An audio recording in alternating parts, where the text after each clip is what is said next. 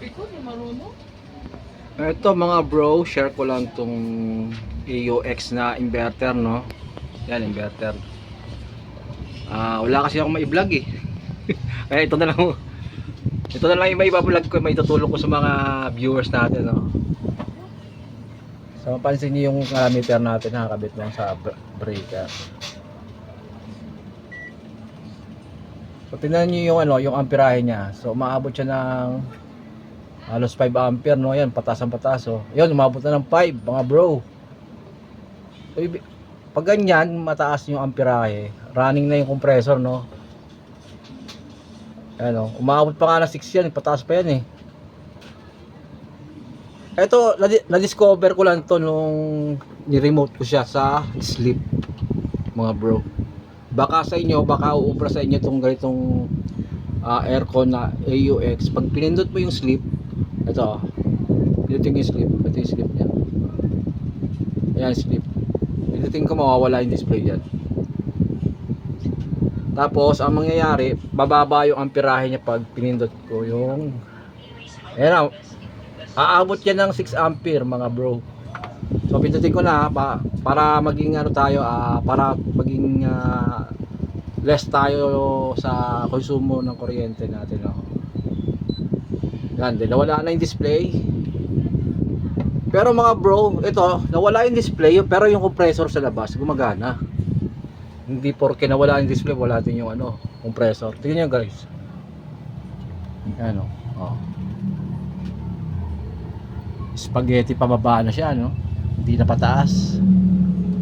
Makikita yung kahoy na talagang to eh. Mga luma na tong kahoy na to eh. Pansin nyo guys, bumaba yung amperahe natin. Naabot siya ng 2 ampere na lang yan, mga bro. Pero dito, wala kasi akong temperature gun eh, para na monitor natin yung lamig eh. Pero dito guys, hindi siya namatay, no, yung compressor. Continuous pa rin siya, mga bro. Ayan, yan natin kung ino na. Ayan, 2.4 na, So ang laking tipid to, mga bro, pag meron kayong ganitong aircon. Ewan ko lang sa hindi ko lang sure kung sa ibang brand, pag pinindot nyo yung sleep, kung bababa yung amperahe.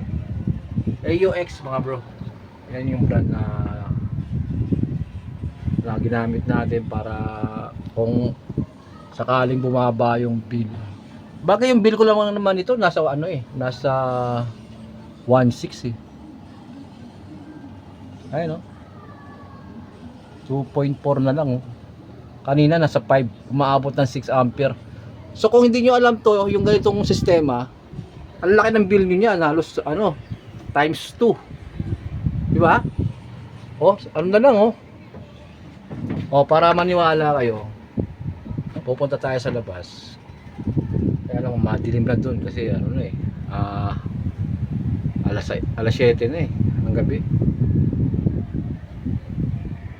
Diba guys? So laki tipid na tong pero running pa rin yung compressor sa malamig. Subukan na to, mga bro.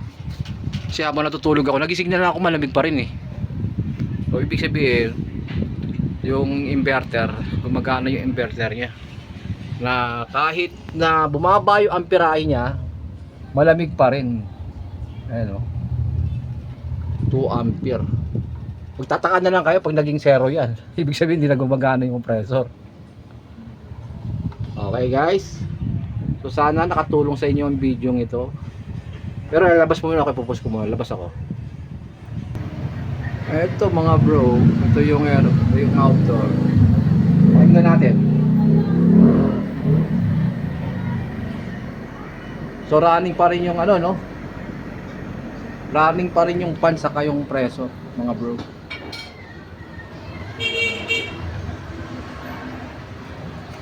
So dito yan sa pansin nyo, marinig nyo yung compressor magkano. Yun na, AUX. Okay, hanggang dito na lang po yung video natin. And thank you for watching.